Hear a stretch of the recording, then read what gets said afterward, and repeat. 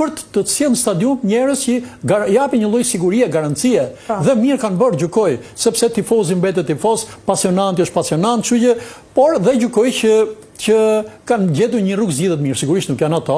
Kjo erdhi mbas neshës me Anglinë, kur pati shenja të një lloj tendence pra nga tifozëria dhe nga Beogradi, ato e sodhen në këtë stadium që me 8000 vete administrojnë në të gjitha drejtimet. Nuk më vjen mirë edhe një herë që zhvillohet në një lloj situate tensioni të tillë, sepse jam më i sigurt që ndeshja do jetë krejt normale në të gjithë parametrat. Sigurisht që unë i besoj trajnerit, e kam nga eksperienca ime, sepse nga eksperienca pra qenit afër futbollit, duke qenë që vetëm trajneri mund ta di e njeh mirë pulsin e skuadrës, pra kush është në formë, kush është lojtar për këtë tip ndeshje, se ka lojtarë që nganjëherë nuk janë tipik për një ndeshje të kësaj natyre, të një koeficienti të lartë. Do ta pranojmë kjo është një ndeshje e koeficientit të lartë, pra një shkallë vështirësie të lartë në shumë parametra. Unë gjykoj që përveç si besoj askujt, dhe jam i sigurt që ka vendosur lojtarët më të mirë që do të jenë din ta përballojnë këtë takim.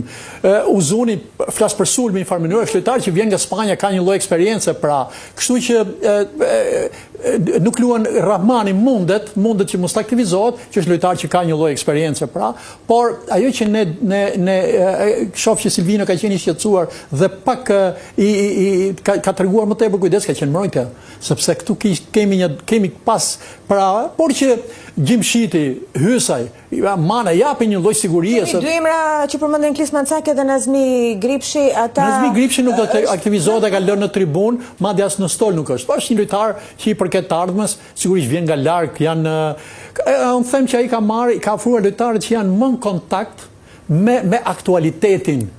Pra, kur them aktualiteti, lojtarë që janë në kampionatet në Itali, pra në këtë zonën këtu që janë në brendësi, kanë një lloj ritmi europian, pra edhe për mënyrën ku jetojnë, edhe ku luajnë. Kështu që them, edhe ky mund të jetë një nga kriteret, por unë skuadrën çfarë kam vure? Vure re që ka një lloj ekuilibri, ka një lloj qetësie, nuk ka alarme, nuk është bërë problemi më pse nuk vjen një futbollist, pra shërujtë një ekuilibër edhe nga ana psikologjike.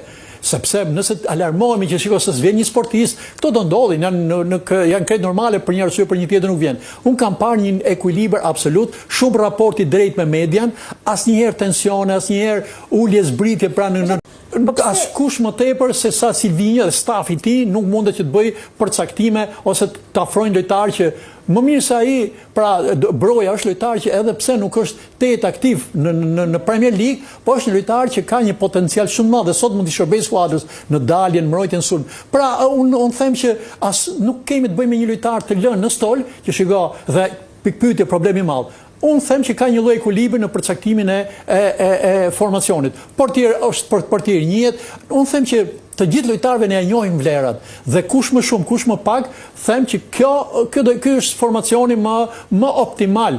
Jo maksimalisht i mundshëm, por më optimal për ndeshjen e sotme. Tre lojtarë parashikoj që të jetë shpresoj portieri Strakosha, kam besim, ka eksperiencë lojtar, portier që ka treguar pra Gjimshiti, ka një eksperiencë të paparë dhe lojtar zone, lojtar që i gjithanshëm, ke Aslani dhe ke Aslani që po luan në Itali, nuk vjen nga një sezon ku më tepër rinte rezervë, si tek Interi, dhe pak aktivizoi. Vjen nga një sezon që ka filluar 6 javë, ku ka qenë lojtar titullar me Torinon, tregon që ka një formë dhe unë shpresoj shumë ke Broja sot.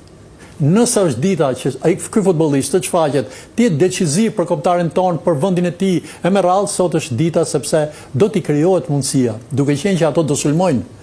Do sulmojnë, them, për ta krijuar sa më shpejt avantazhin, unë them që me Brojën ne mund t'i godasim dhe ai është lojtar që i ka të gjitha aftësitë. Parashikoj, po mund të jetë protagonist edhe Uzuni sepse njeh lojën e zonës. Pra, në një farë mënyre, këto janë ato që them unë që